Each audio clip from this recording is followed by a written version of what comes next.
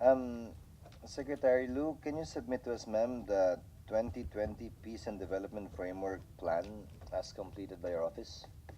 We will do that, Your Honor. Thank you, ma'am. Second, ma'am, we would like to take advantage of your presence. May we get an update of the Zamboanga City situation, particularly when you foresee this will finally come to an end? Number two, how, if at all, this will set us back insofar as your plans, programs for the economic development of Mindanao is concerned? And number three, the effect, if at all, on the peace situation in Mindanao, especially in relation to the MNLF. Please, ma'am. Thank you, Mr. Chair.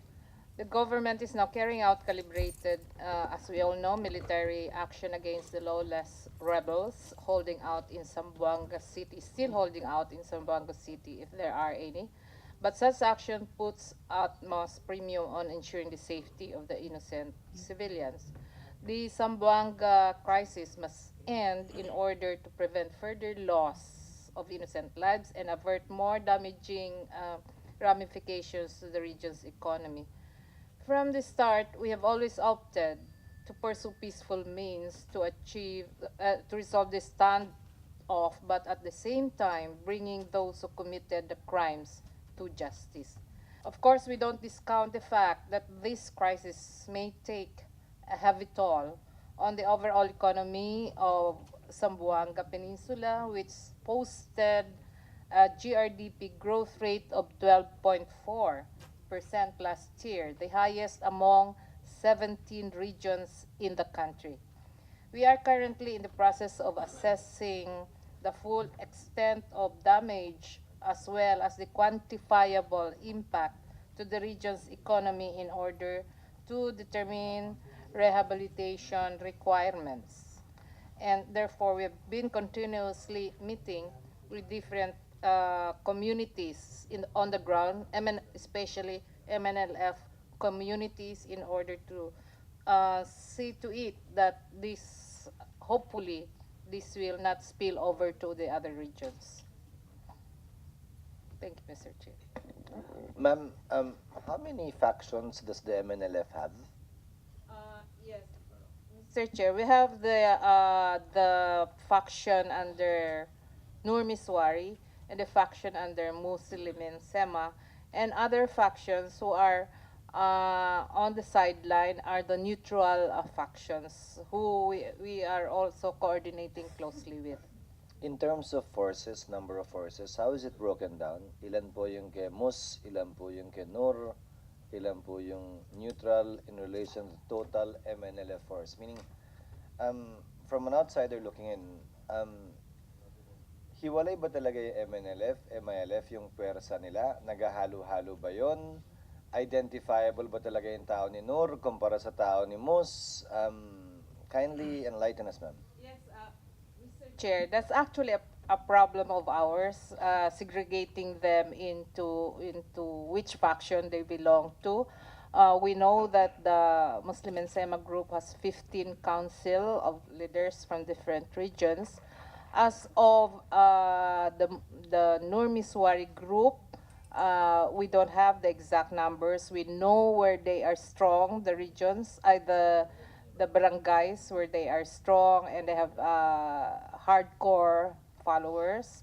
Most of them have went with the Zamboanga, the siege in Zamboanga, and for the neutral groups, we have those who decided to work with us in development, and this we have at least 200, is that 200 communities who we have been working with, and I think as you said, sometimes they intermix.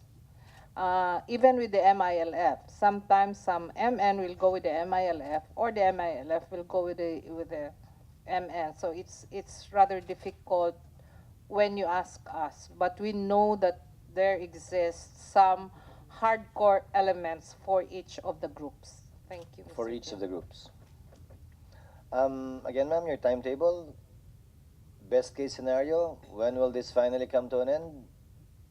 Uh, yes, Mr. Chair. Of course, we would like, as Mindanaoans, that this be resolved finally and come to an end. As you see, we are on the go. There are a lot of investor inquiries in our office, even foreign companies coming in into Mindanao, and this has definitely set us back. In terms of infrastructure, by 2014, we hope that infrastructures had been placed. Farm to market roads, which are a key element for inclusive growth, are also in the pipeline. We actually have been pursuing to make Mindanao a tourist destination, and then I don't know how how this will affect the tourism in Mindanao, because even Secretary Mon has seen the prospect of Mindanao as a ecotourism destination. As soon as we finish our assessment, we've been assessing this before, and more especially now that the Zamboanga incident has come about. Thank you, Mr. Chair. Kindly submit to us, ma'am. We will be going to plenary sometime third week of November. Hopefully by that time, the Zamboanga siege has long been resolved, and hopefully you can come up with a report already of the economic impact of that siege. Second point on power, ma'am. Two issues. One, when will we be able to finally catch up with the power demands in Mindanao? Two, what is being done at present to alleviate power situation in Mindanao? And three, um, magbubukas na raw, balak ng buksan yung electricity spot market equivalent ng WESM sa Mindanao. How can that be if the power situation as of now is unstable, to say the least? Yes, Mr. Chair, I have here Director Yo, who is in charge of the power situation in Mindanao. But I'd just like to start with that by late 2014 or early 2015, our prediction is we will have excess capacity. Um, and we were saying before the Zamboanga incident that that excess capacity would not be an excess because of the influx of investment. But here is Mr. Yo Montenegro to answer your questions, Mr. Chair. Director Montenegro, a specific date, when will we finally catch up, and how much capacity is in the pipeline? Thank you, Mr. Chair. The committed projects that are expected to come on stream by 2015 and 2016 are the 300 megawatts now being constructed by Aboitiz and 200 megawatts from Alcantara and Sons. These are committed projects, meaning to say that these are already being constructed. But on top of this, there are currently also indicative projects that are still in the process of getting the necessary permits. And this come in the form of the 405 megawatts from PhilInvest in Fibidec, GN Power of Ayala, 400 megawatts, and San Miguel has also had made a groundbreaking of its 300 megawatts in Davao del Sur. But it takes you at least 3 to 4 years to finish the construction of a power plant. So if it's indicative, that means if they ground break in 2014, they'll be done by 2017, 2018. So we're just talking essentially of 500. Yes, Mr. Chair, which is just enough to tie us up with the 200 to 300 average shortfall that we have in Mindanao as of the moment. On top of the reserves that we need, which should be in the average of 200 to 250 megawatts. So the 500 megawatts that would be available by 2015 and 2016 will be enough to be able as to meet the demand of Mindanao, and that by 2018, which is the next precarious period for Mindanao, we expect the indicative capacities to also come on stream. Sir, Aboitiz will be in the pipeline when exactly? What's their projection?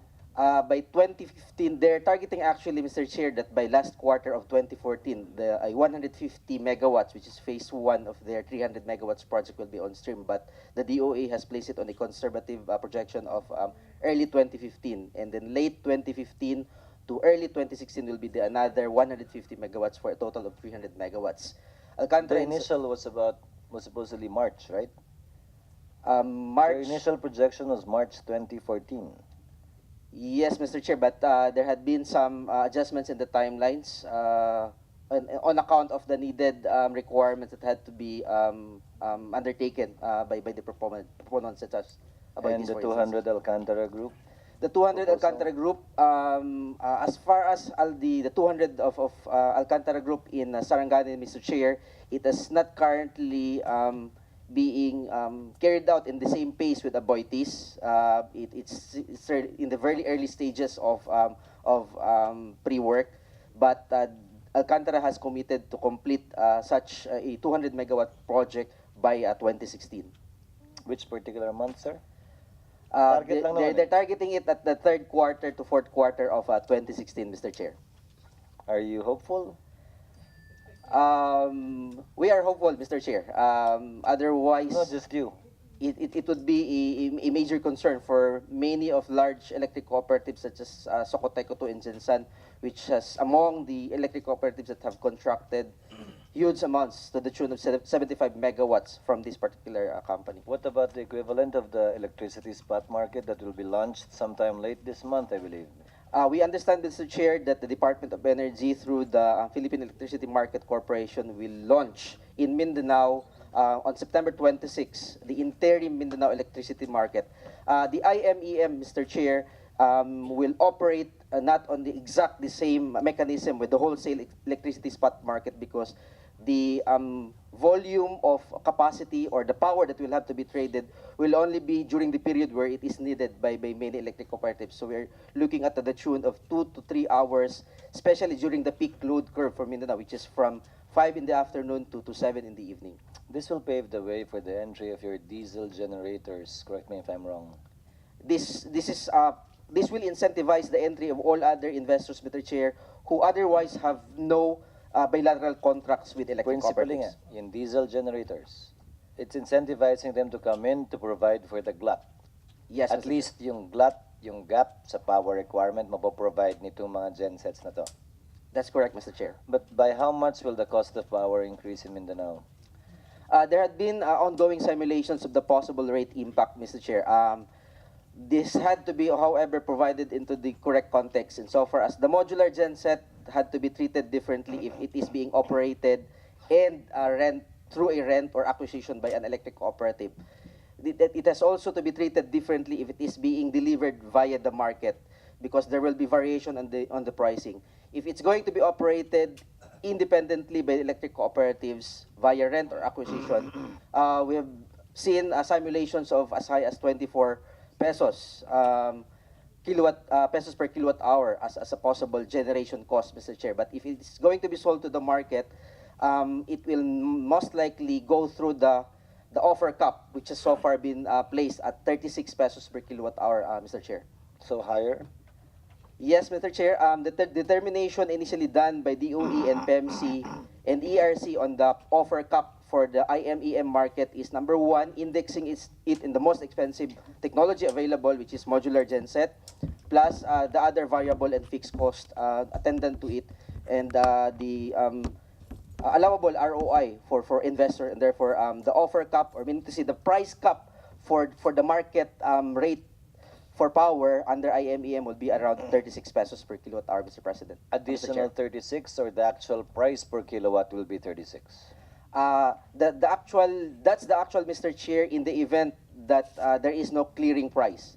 The mechanism of a market price determination would still be on a market clearing price, and the market clearing price ideally would be lower under a scenario where you have abundant supply. But under a scenario where you have deficiency in supply, then logically it will most likely be under the offer market price of 36%. That's precisely my point. So you will have power, but it will be at a higher cost. Hydro, correct me if I'm wrong, Director Montenegro, is one of the cheapest sources of power. What's the FIT of power? May FIT ba ang power? Ang hydro? Alam ko, 4 pesos lang eh. The feed-in tariff, Mr. Chair, is only applicable to those that are applying it through FIT. In the case of the Agus Pulangi, Mr. Chair, Magkano ang generation charge? the generation charge for specific to hydro technology, Agus and Pulangi, is less than 1 peso. That's about 98 centavos, Mr. Chair. You add on the stayag of coal, the diesel of WMP, Yeah, because it's a CSPBC. mix. It's a mix of 3 pesos generation rate. That's the generation rate of the NPC assets via PISAM to electric cooperatives in Mindanao, Mr. Chair, which accounts for around 70% of Mindanao's power requirement, and therefore that's why Mindanao is having an average of 6 pesos to 7 pesos per kilowatt hour retail rate on the consumers, as against 13 pesos here at the Meralco. Agreed. And if you factor this in, how much will be the retail cost to consumers? Do you have an estimate, sir? It would vary on the electric cooperative, Mr. Chair, because each electric cooperative has a varying requirements as to the number of hours that it would have to buy power from the market or through a modular genset. Um, Electric cooperatives that have no other capacities aside from the PISAM and would require more power will therefore have to bear a higher cost. And cost impact, Mr. Chair, as to the modular gensets, we're seeing it to an average of 3 to 4 pesos additional Sir, generation. talking about 9 to 10 pesos per kilowatt hour Yes, Mr. Chair. to cover the 3 to 4 hours that you will utilize these modular gensets. Yes, Mr. Chair. At least for the next precarious 2 years in Mindanao, and this is a bridging period because by 2015, 2016, when we expect large baseload capacities to come in, and this will stabilize the situation already. And you still plan to privatize our hydro power plants there? The larger position of a greater majority of stakeholders in Mindanao, Mr. Chair, has been against the privatization of I know Agos that. and Pulangi. They're Yeah. against it, but what's the position of government? Based on the PIRA, Mr. Chair, it is supposed to be for privatization already after the lapse of the 10-year exemption, but Mindanao lawmakers in 2011 has passed a resolution seeking its deferment, and therefore it is currently, privatization moves for Agos and Pulang is currently put on hold, pending final decision of the JCPC. However, Mr. Chair, one factor to reckon with insofar as privatizing Agos and Pulangi is the prohibitions in IPIRA in terms of the 30% cap. No entity... Which will be violated if you privatize it and a single entity buys it. Yes, Mr. Chair, because Agos complex is 40% of the Mindanao grid. So what's the recommendation of Minda insofar as privatization is concerned? We are currently doing business models, Mr. Chair, and coming up with proposed recommendations as to the mechanisms by which Agos and Pulangi will be treated a competitive component of the electricity market in Mindanao, because that has been the clamor of many power investors that they cannot compete with the cheaper hydro in Mindanao. But we understand that Mindanao will continue to be competitive if it is given the opportunity to have a lower market rates compared to Luzon and Visayas, and that's why Agos and Pulangi should remain as a major factor for that determining a competitive rate for Mindanao. And among the recommendations, Mr. Chair, would be to look at the possibility of Agos and Pulangi still within the control of the government or of Mindanao. Just for the record, sir, one of the comparative advantages of Mindanao is cheap electricity. I hope you can maintain that in the coming years so that Mindanao will be more attractive to investors compared to Visayas and Luzon. One last point, ma'am, I think you heard it a while ago. Next year, with the help of COA, hopefully you can sit down in the course of the year with your COA representative to settle, address any observations, findings, and recommendations, because we intend to, put an end to the endless communication between COA and the agency. It may not necessarily deal with the current administration of Secretary Antonino, but even if it is with respect to your predecessors, please address them, ma'am. Again, either kasuhan nyo yung empleyado, i-appeal nyo sa COA, i-appeal nyo sa korte, but it cannot be left unaddressed. Nakita ko na kasi yung mga COA recommendations in other agencies, nagpapalit-palitan lang. May finding, we will contact the official, the answer is being prepared, it is being finalized, nakatatlong taon na ho. So, kindly address them. Again, either with the filing of corresponding case against certain individuals or by appealing the same to the proper